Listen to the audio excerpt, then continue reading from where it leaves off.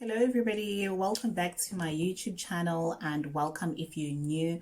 Most probably the reason you clicked on this video is because you'd like to know what it takes or what do you need to be a certified English teacher online or abroad or to foreign students. Well, I'll be unpacking everything that you need to know. I've actually written down couple of points and I'll be doing a series uploading 2 videos a week and taking you through the basics to the fundamentals. So let me just give you a brief history with my journey as being an English teacher, and then I'll get into what I'm sharing with you today. If at any point you find this video or any of my other videos useful and resourceful to you, please make sure you click that subscribe button and like, and obviously interact with this video. It makes it possible for me to keep on sharing as much information as I can with you. So without further ado, let's roll the clip.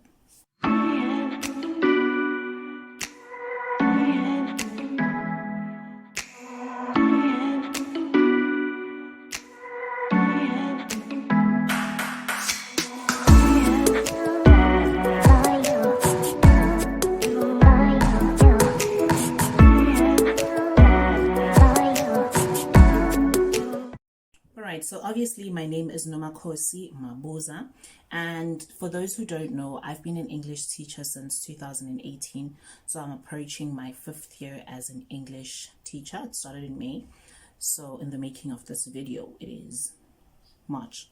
If you watch it past May, 5 years of experience, and while that might not seem like a lot of experience, but it's better than most, right? So I'll be giving you my first-hand experience. Currently I'm teaching with 2 companies, 2 of the biggest companies, and mainly my clients are from China. I specialize in business English, but I am available to younger students, general students, and I've been teaching younger teenage students, middle-aged people. I think the oldest person I taught was like 70 something, and the youngest person I've taught was probably 3. It wasn't a pleasant experience, I'm being honest.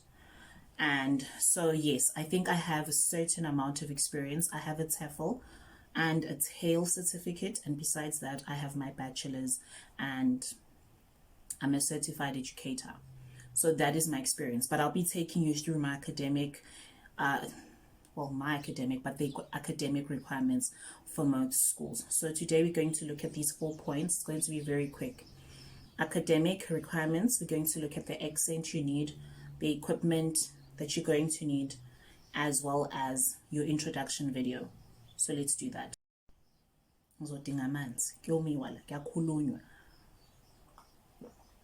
All right, so let's look at the academic requirements. Some schools do need you to have a degree. I know this for a fact that most Chinese schools actually require you to have a degree. And this is because initially when the whole program or the whole teaching English and students in China having an interest to English, it was not a requirement. And as time went on, it became a requirement for most students, for most teachers, because initially they were recruiting. Even if you had matric, it was fine. But currently with some schools, especially Chinese schools, you need that degree. You actually do need a bachelor's degree. But with other schools in other countries, I've heard, I'm not sure, I'm going to say this as clearly as I can, I have heard that you do not need a degree. And I know of some schools that actually require you to be a tutor and not a teacher. And for those ones, you do not need a degree. So when you are applying, I would advise you to look for a school that does not require a degree if you don't have one. And if you do have one, look for a school that does require a degree.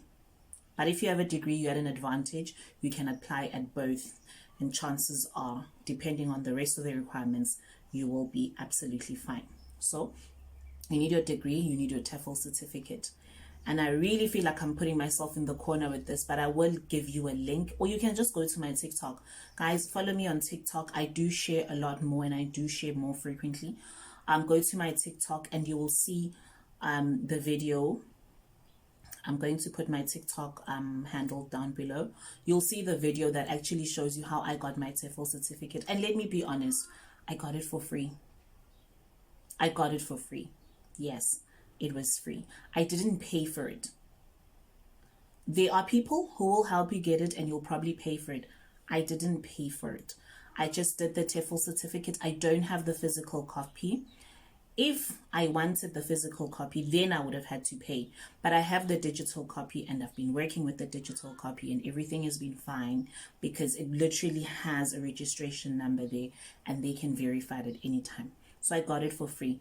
Another way to get it, if you are in South Africa, Daddy's Deals. Go online, Daddy's Deals, TEFL certificate. Guys, please make Google your friend. Like, make Google your friend. Just Google everything. Google is your friend. So those are the requirements. A TEFL certificate, a bachelor's degree.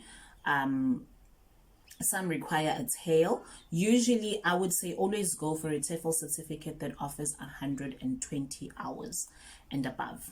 Okay, so that's that. Your bachelor's, your matric. If you're not looking for one that requires a bachelor's, get your TEFL certificate. Okay, that's one.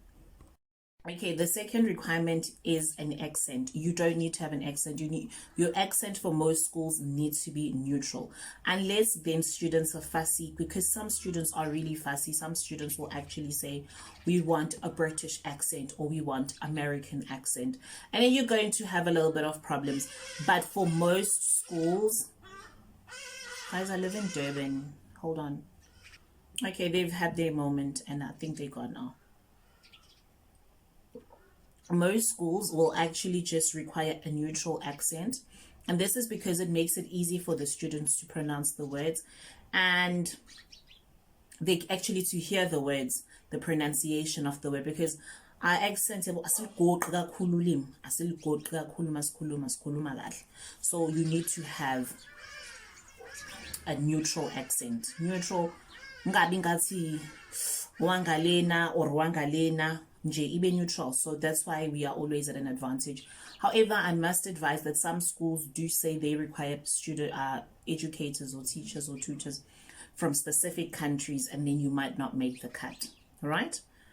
Okay, let's move on to the equipment. Let me move my paper back here. Let's move on to the equipment that you'll require. First and foremost, you need headsets. Don't mind mine. You need headsets similar to this. Why is this thing coming out? Similar to this, like your gaming headsets, it must have this. They actually want to see this, and they actually want to see the cord. Your wireless ones, I actually have wireless and it doesn't work with them. They need to see this going on. So your gaming headsets would be great. These are from Logitech, I think. Guys, I've changed these things so many times. Yeah, these are Logitech Europe SA something, but these are Logitech headsets that I use. I just finished the class, so that's why they're here. You need your headsets. You need a laptop.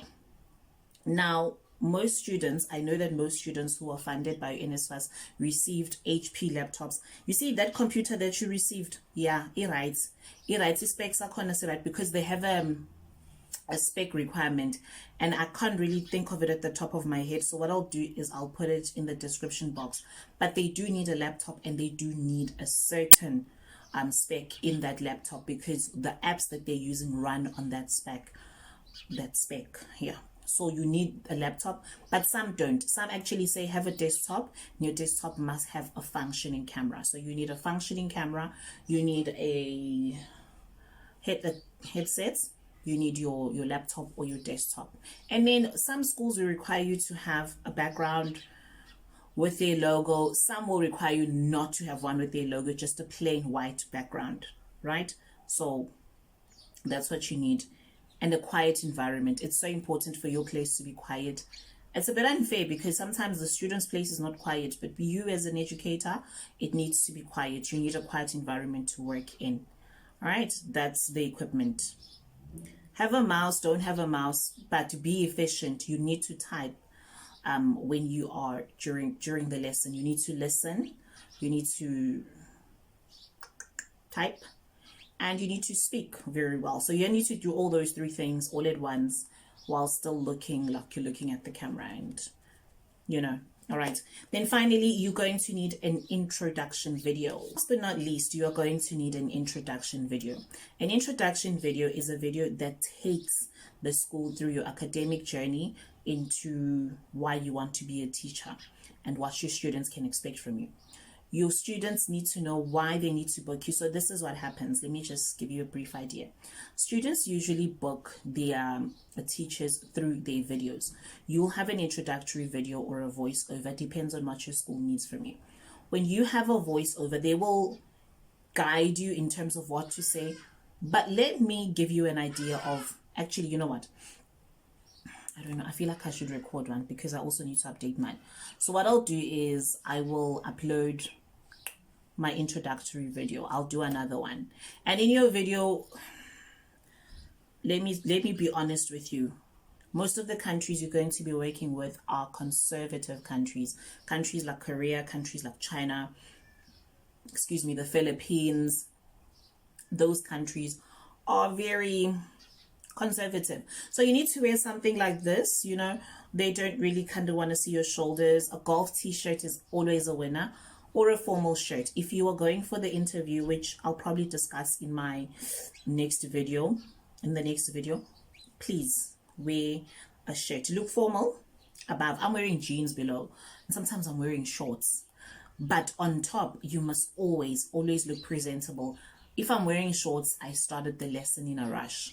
But usually I am wearing like jeans. I'm dressed up for the lesson.